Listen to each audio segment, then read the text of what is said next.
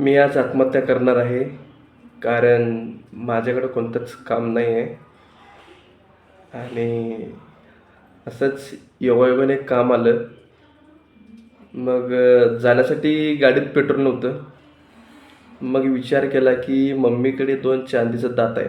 त्यातलं मग मी एक दात विकून गाडीमध्ये पेट्रोल भरलं आणि जॉब शोधायला मी निघालो.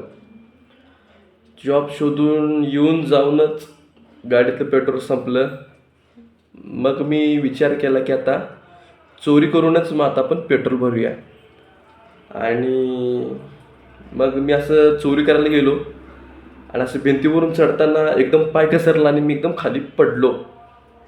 आणि मग हॉस्पिटलमध्ये दाखल झालो. हॉस्पिटलमध्ये पण पैसे लागणार होते. मग मी विचार केला की शेवटी मी आता मर